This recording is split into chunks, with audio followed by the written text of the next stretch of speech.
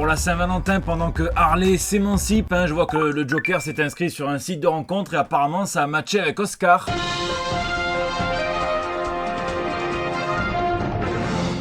Bon, il est pas très grand, il est chauve, il est propre sur lui, ce qui paraît c'est un mec en or et je leur souhaite évidemment plein de bonheur et de longévité, même si on va voir qu'il risque d'y avoir des petites complications plus tard. Les amis, voici ce que formeront les 9 cartes à collectionner que vous pourrez récupérer sur tout le salon Les Bulles s'éclatent à Saint-Genis-Pouilly ce week-end, le 15 et le 16 février. C'est un print qui a été réalisé par Bruno Bessadi. Je vous mets au défi de trouver toutes les références. Alors attention, parce que j'ai lu des trucs qui m'ont fait beaucoup rire sur Facebook, sur Twitter. Vous avez manqué de respect.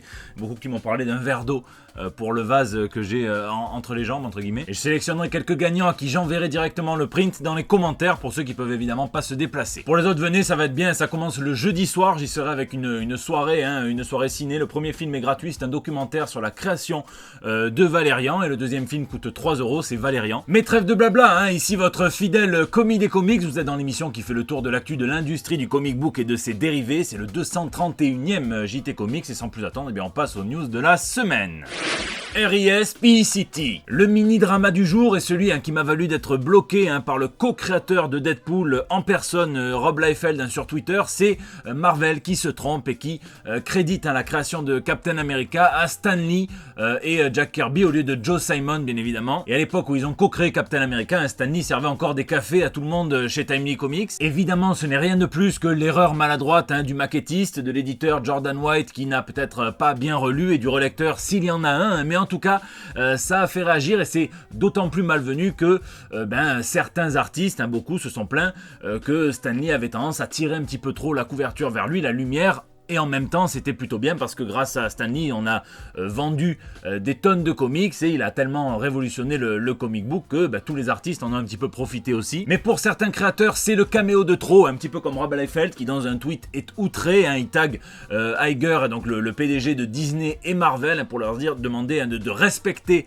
les créateurs qui ont en plus bâti les fondations. Et je lui ai répondu que ce n'était pas forcément le respect qui l'habitait lorsqu'il disait que le scénariste avec qui il a co-créé Deadpool, Fabien Nicieza, aurait très bien pu être un concierge, que c'était pareil puisque c'était sa création dans Deadpool, dans New Mutants numéro 98. Et en plus quand il a dit ça, il lâchait des petits va te faire foutre aux gens qui trouvaient ça un petit peu limite. Bon, ça m'a valu un blocage comme si j'avais envoyé une dick pic à Christine Boutin, mais tant pis. 0. À vous tous qui croyez que le Brexit est la pire des choses qui puisse arriver à la Grande-Bretagne actuellement, attendez un petit peu qu'Alan Moore ait fini son incantation qui va faire passer n'importe quel Avada Kedavra pour une putain de comptine pour enfants. Pourquoi ?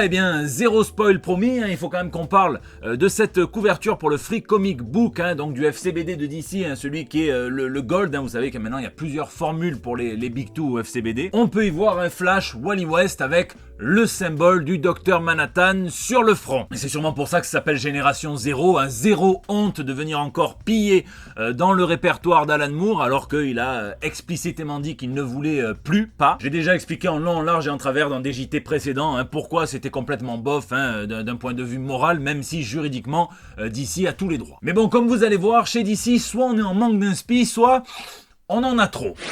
DC, de la coque. Scott Snyder et Greg Capullo promettent de dévoiler aujourd'hui leur prochain gros projet pour DC. Beaucoup se doutent qu'il s'agit de la suite de Batman Metal, Dark Knight, ça s'appellera Death Metal. Donc ça arrive trop tard pour ce JT, mais ce qu'ils ont teasé me laisse penser que Scott Snyder c'est clairement celui qui essaye de faire éternuer au-dessus d'un seau quand il est en galère de mortier sur un chantier. Le type, son nez, il est sponsorisé par Dyson et on a vu Wonder Woman tenir une tronçonneuse reliée au lasso de vérité, et ça même son sadomasochiste de créateur, il en a demi-mollet dans son cercueil quand il a pensé à toutes les possibilités que ça offrait. On a pu voir aussi un Batman en version Cthulhu ou en version Davy Jones, enfin le genre de truc qu'on te sert en beignet avec une bonne sangria dans n'importe quel resto à tapas. Batman toujours en biker de la mort avec sa faux, et là on frôle un petit peu le forcing du vieux métalleux de 50 ans qui veut rester cool en accompagnant ses enfants au Hellfest. Et on a vu Superman dans une version plus noire, plus métissée, je peux le dire puisque Sam n'écoute pas. Mi-Darkseid, mi-Superman, mi-combattant de Muay Thai, mi-fan de métal à la Fashion Week et mi-Monica Bellucci. Inutile de vous dire que l'on peut d'ores et déjà renommer ce Dark Multiverse en Dark Schnoofverse, et quand on dit que Scott Snyder se sert de coco pour l'inspiration, cela n'a rien à voir avec le film Disney Pixar. rebaptisé. Alors je sais que certains essaient d'ancrer le film Birds of Prey dans une forme d'essentialisme réducteur, en gros un film féministe et puis c'est tout. Des fois ça va même plus loin en essayant d'imputer les raisons d'un éventuel échec au fait qu'Harley Quinn, comme plus de la moitié de la population, est dotée d'un vagin, mais je pense que le débat c'est pas là qu'il est le plus intéressant. Ce qui est intéressant c'est de voir un petit peu comment la Warner, sans vous spoiler, puisque je n'ai toujours pas vu le film, mais gère la communication autour justement de ce film qui est un petit peu clé et qui comporte plusieurs héroïnes qui sont chères à beaucoup d'entre nous fans de comics. #Huntress. Eh bien nous sommes dans l'un de ces rares cas où aux États-Unis un film est rebaptisé entre le moment de sa sortie et la fin de sa première semaine d'exploitation cinématographique. DC n'assume plus trop les Birds of Prey et préfère mettre Harley Quinn en avant puisqu'on passe de Birds of Prey and the Fantabulous Emancipation of One Harley Quinn à Harley Quinn, Birds of Prey, simple, net et précis. On préfère mettre en avant la meneuse plutôt que le groupe, je pense que ça n'étonnera pas grand monde quand on voit que la promo a été largement axée sur Harley Quinn et sur l'actrice Margot Robbie qui est au top de sa forme et qui semble adorer incarner ce personnage. Ça c'était déjà le cas même dans Suicide Squad, je pense qu'on peut tous au moins être d'accord sur ça. Certains disent que la décision est motivée par le mauvais départ au box-office. Le premier week-end n'a rapporté qu'environ 34 millions de dollars sur les 50 millions prévus. Et pour relativiser, je rappelle quand même que c'est déjà plus que les 2 premiers John Wick et que tous les Expendables. Et pendant que la Warner mise tout sur Harley Quinn, et bien DC a enfin officialisé la présentation de sa remplaçante auprès du Joker, du nouveau bras droit du Joker, j'en ai déjà parlé, Punchline. Elle apparaît dans le Batman numéro 89, puis dans Year of the Villain Hellraiser numéro 3 avant de faire son entrée fracassante dans le Joker War qui commencera dans le Batman numéro 95. Et dans le preview on peut voir que le Joker a l'air d'être absolument au courant de l'identité de tous les Robins et donc il va faire rimer Bruce Wayne et Cool Shen laisse pas traîner ton fils même adoptif. Alors est-ce que vous pensez que Punchline va avoir la durée de vie d'un rhume, d'une gastro ou du coronavirus? Dites-moi le dans les commentaires en attendant. C'est l'une des premières fois où je trouve magnifique une cover de Stanley Artgerm là et c'est sûrement beaucoup dû à la colorisation. Surprenant. À l'époque où Valiant Comics avait été racheté par les Chinois DMG, donc qui sont partenaires de Sony, et bien beaucoup d'anciens employés avaient été gentiment débarqués. C'est le cas du rédac chef, du PDG Dinesh Shamdasani, et on sait que depuis il n'a pas dormi. Ils nous ont officiellement présenté leur dernière mauvaise idée à leur nouvelle maison d'édition aux pratiques assez étonnante. Ils jouent clairement la rupture avec les maisons d'édition concurrentes. Par exemple, ils ne passeront pas par le principal distributeur de comics dans toute l'Amérique, États-Unis et Canada, Diamond Comics. Non, ils feront ça tout seuls, comme des grands, au début, dans une sélection précise de 20 comic shops seulement sur tout le territoire américain et canadien. Et après, fin 2020, ils espèrent arriver à une 50aine de comic shops qui distribueront leurs titres. Des comics surdimensionnés, plus que les 22 pages régulières, pas de variante cover, pas d'édition reliée, pas plus de 2 sorties par mois, pas plus de 3,99$ par comics et pas plus d'un seul comics par client. Je déplore le fait que c'est peut-être un petit peu trop select, pour moi les comics c'est comme la ch'touille en Thaïlande, ça doit être facile à attraper. J'espère tout de même que ceux qui vivront loin des 20 ou même des 50 comic shops de tout le nord de l'Amérique pourront se procurer et lire ces histoires facilement, mais bon. La première sortie c'est ENIAC en mai 2020, c'est par Matt Kindt et Doug Braithwaite. Et ça sera l'histoire donc de ce tout premier ordinateur, de cette première intelligence artificielle créée en 1945 par les États-Unis, qui a notamment par la suite dans les années 50 aidé à fabriquer les bombes hydrogène. Sauf que là ça viendra un petit peu réécrire l'histoire. On se demandera et si la deuxième bombe donc sur Nagasaki avait été programmée par l'intelligence artificielle et si depuis ENIAC était devenu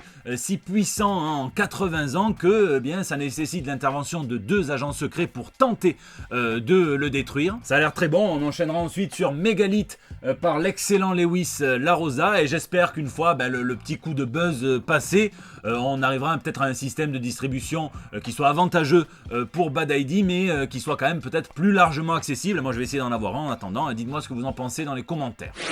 Et avec ça, dans le reste de l'actu, Sam Raimi viendra peut-être remplacer le réalisateur que tout le monde kiffait, que tout le monde était dégoûté de voir partir, mais dont tout le monde a oublié le prénom quand ils ont su que Sam Raimi viendrait peut-être le remplacer sur la réalisation de Doctor Strange 2. Et oui, un pauvre fils de Derrick, les fans retournent leur veste encore plus vite que Manuel Valls en go fast entre Évry et Barcelone. Gary Frank a teasé un nouveau projet à base de Wonder Woman, de Justice Society of America. Si vous suivez un petit peu les JT, vous savez que DC va introduire une nouvelle chronologie, la 5G, dans laquelle Wonder Woman sera la toute première héroïne. Ça sera notamment dans le Wonder Woman numéro 750, l'épisode d'anniversaire, qui sera disponible dans le Free Comic Book Day Gold dont je vous parlais tout à l'heure d'ailleurs. Et ça sera sous la plume de Scott Snyder. Fabian Nicieza, co-créateur non respecté de Deadpool, ainsi que Ron Garney vont créer une nouvelle mini-série en 5 épisodes sur le Fléau, le Juggernaut pour Marvel. Et ils viendront explorer donc ce que signifie le nouveau X statu quo pour Mirko Kane. Marvel globalise Marvels, donc ça sera par le scénariste originel Kurt Busiek et Yildiray Cinar. Et donc au fil des chapitres, l'histoire pourra se focaliser sur absolument n'importe qui, n'importe quel phénomène, n'importe où, n'importe quand, dans toute l'immense chronologie de l'univers Marvel Comics. Beaucoup s'inquiètent d'un Marvels sans Alex Ross, d'autres prient pour que la Maison des Idées laisse le temps au titre de s'installer et d'autres espèrent voir arriver une espèce de narration à la Astro City pour l'ensemble de l'univers Marvel. Lisez, malheureusement cette semaine je n'ai pas eu le temps de lire grand chose en termes de comics, tout juste la nécro de Kirk Douglas, un acteur de légende qui supervisait d'ailleurs les essayages du tout premier costume d'Ant-Man de Hank Pym, donc la version originelle, son fils Michael Douglas, la nécro aussi malheureusement de Claire Bretécher, une autre légende aussi de la bande dessinée. En tout cas c'est sûr que s'il y a du divertissement dans l'au-delà, on doit bien s'amuser. Je préparais aussi mes ateliers et interventions de ce week-end, donc au Bulle s'éclate à Saint-Genis-Pouilly. Il y aura des quiz pour les petits et pour les grands, il y aura des ateliers BD auxquels je vous invite aussi, on va s'amuser. Quelque chose de plus personnel aussi, j'interviendrai en lycée donc pour parler de harcèlement scolaire et de culture populaire. Ça c'est quelque chose de très sérieux qui m'a demandé beaucoup de préparation, donc n'hésitez pas à me dire ce que vous avez lu ce mois-ci. Je sais que Panini c'est un très gros mois, il y a du Donny Cates, il y a du Warren Ellis, enfin il y a plein de bons trucs. C'est la fin de ce JT, je vous remercie de l'avoir suivi, je remercie évidemment tous ceux qui mettent des pouces bleus, qui commentent, qui partagent, qui Facebook, qui tweetent, qui retweetent,